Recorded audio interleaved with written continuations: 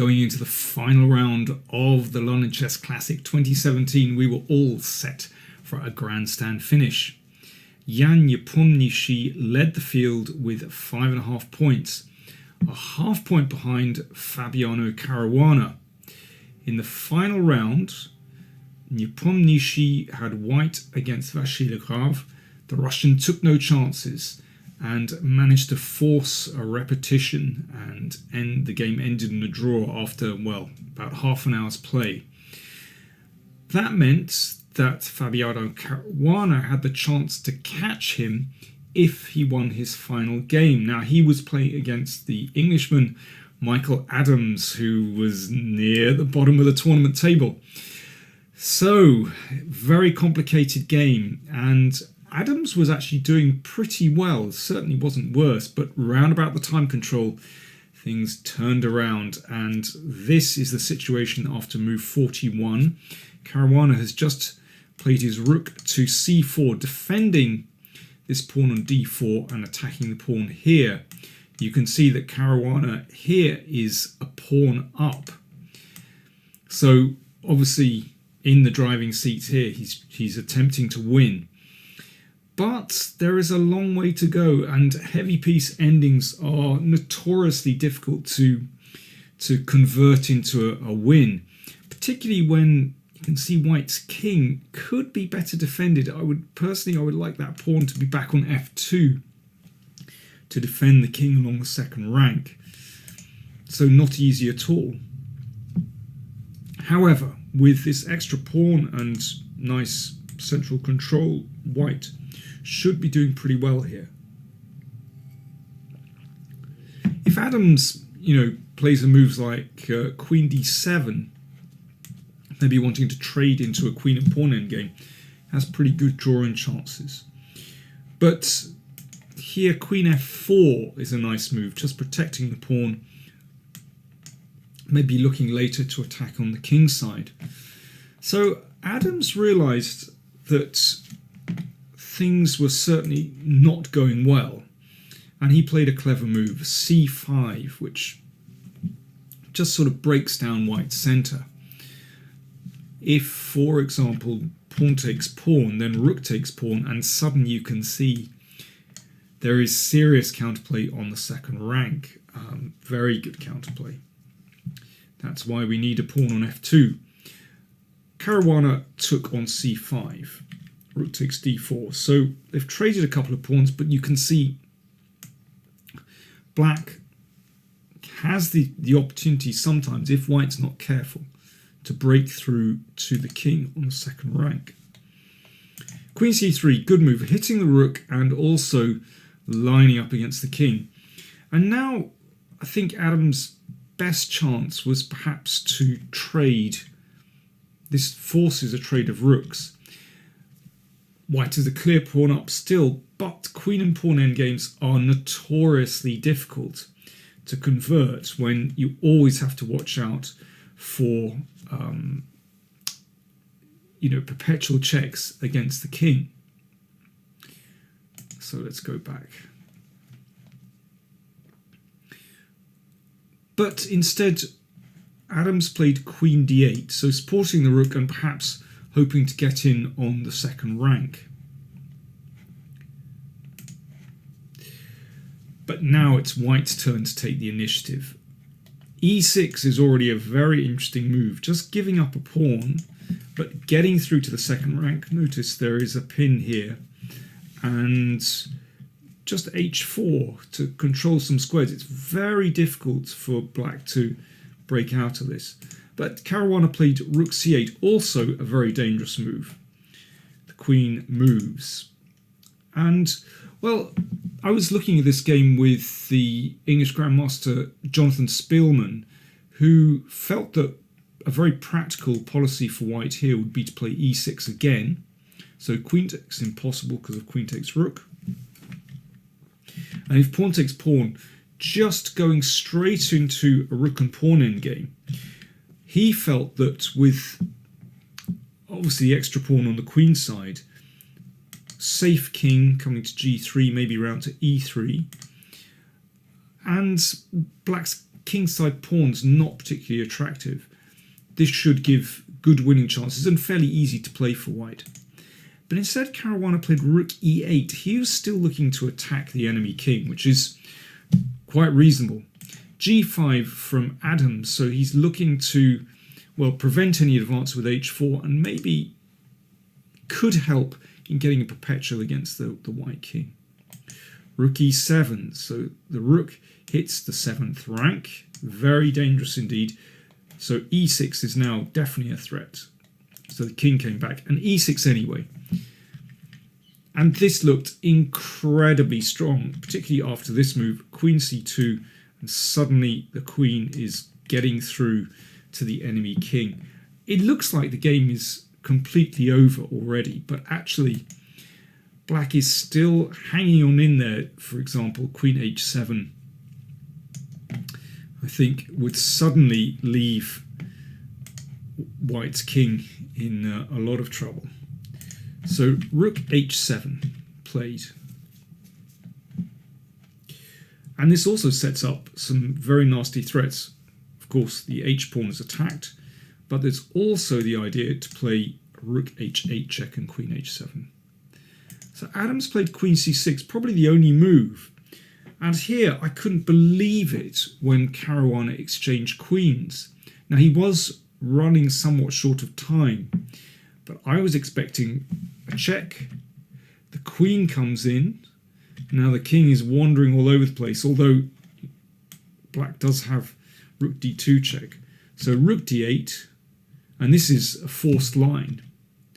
Check. It looks like black's king is surviving, but now queen d3 is incredibly tricky, and I think just surviving from this position would be a miracle for black.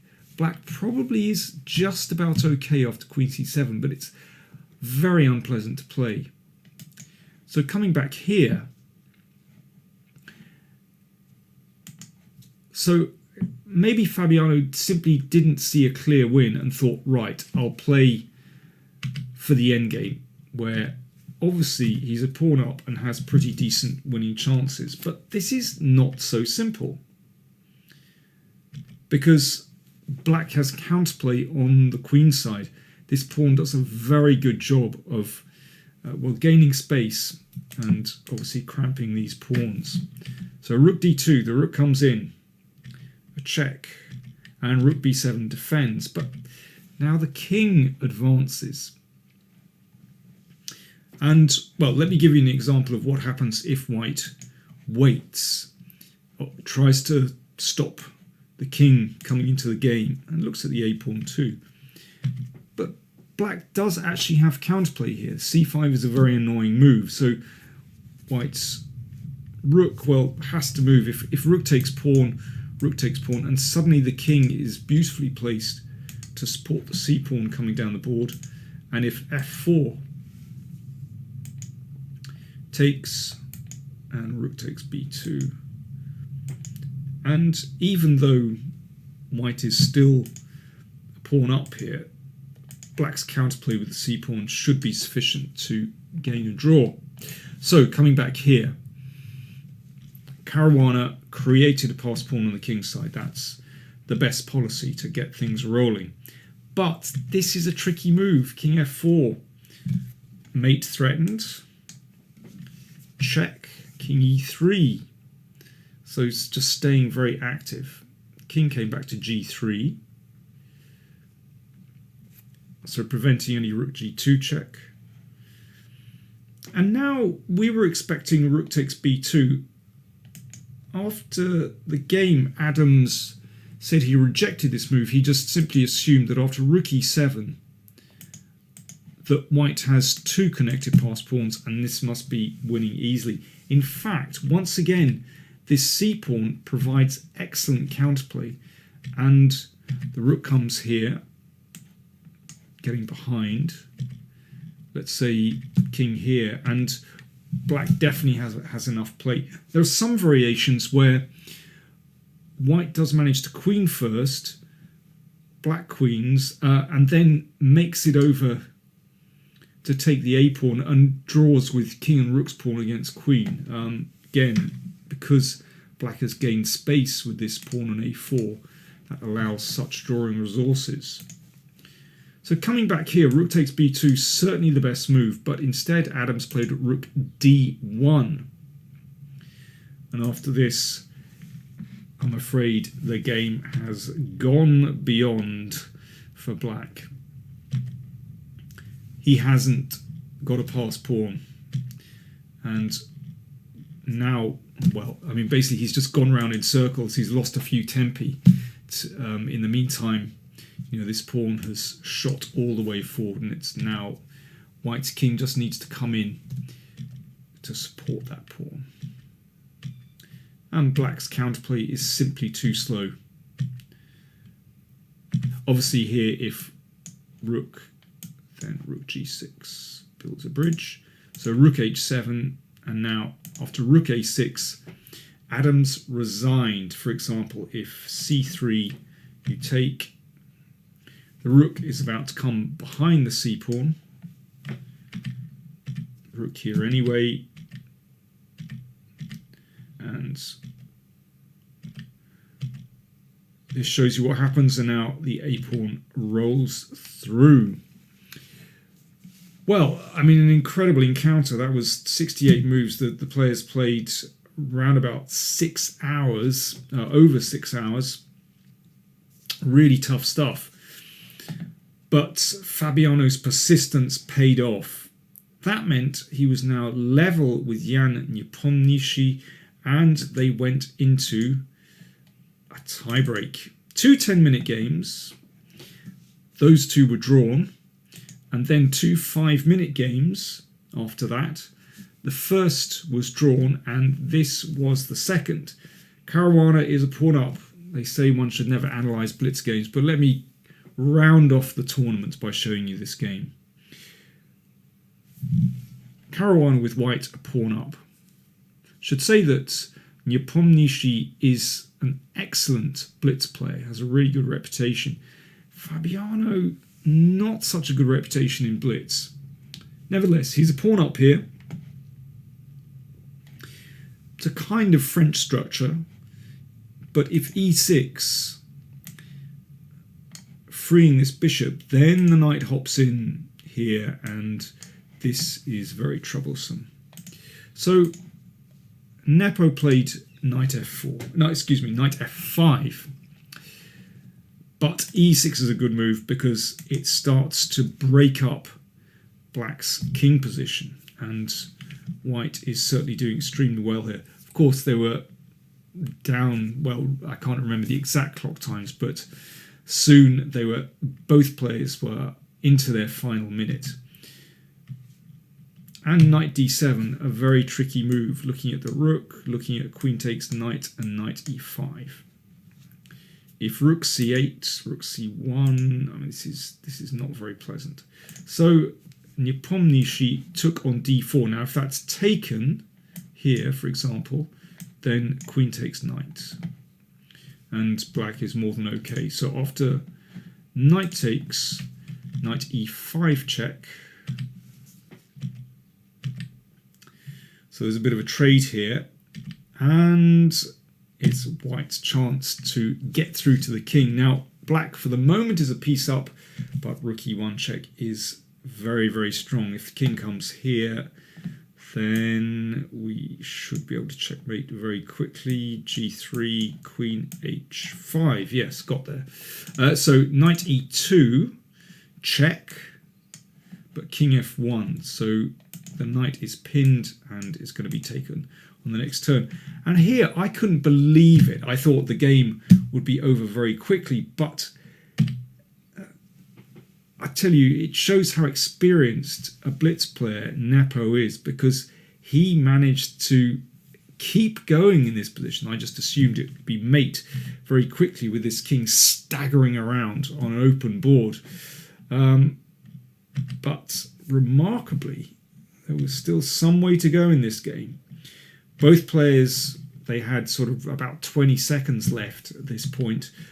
Of course, they were playing with an increment. They did get 2 seconds added to their time each time they made a move.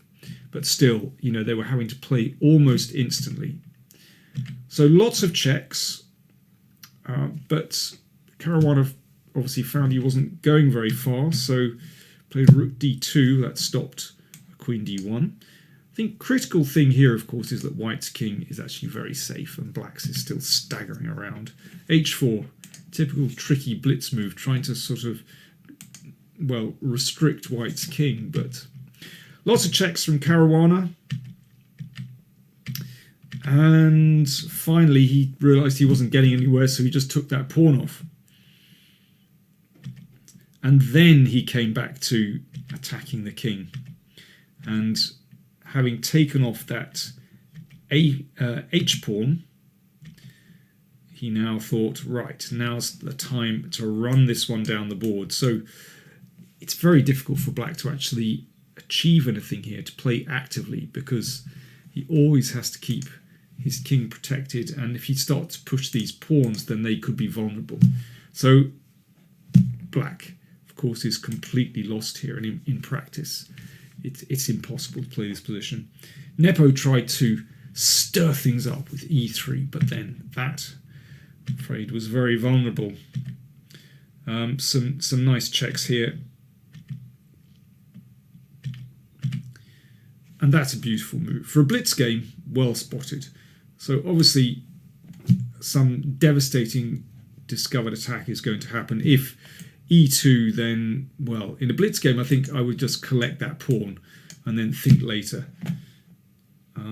But after this move, queen f7, check, king f2, don't worry about the exposed king, but suddenly rook d2 attacks the queen and gives a check. And that definitely is the end of the game. And here, Jan Nepomniachtchi resigned. So Fabiano Caruana won the tiebreak, and he is the winner of the London Chess Classic 2017. So final standings: Nepomniachtchi with 6 points, Caruana with 6 points. Caruana won the tiebreak. 3 players on 5 points: Vasily Graf, Wesley So, and Magnus Carlsen on 5 points. Carlsen defeated Aronian in the final round. He got a bit lucky. Aronian was in the driving seat, but messed up in a complicated position. Live ratings at the moment, they make interesting reading. Carlsen still number 1, but he lost rating points in the tournament. He's number 1 with 28.33. Caruana in second place with 28.11. So the gap is getting smaller between Carlsen and the rest, and those are the only 2 players over 2,800 at the moment. Be fascinating to see what's going to happen in the candidates. Caruana, of course, only 25 years old, younger than Carlsen, who's 27, and I think if Caruana qualifies from the candidates, we could have a very interesting match, but who knows what will happen in March.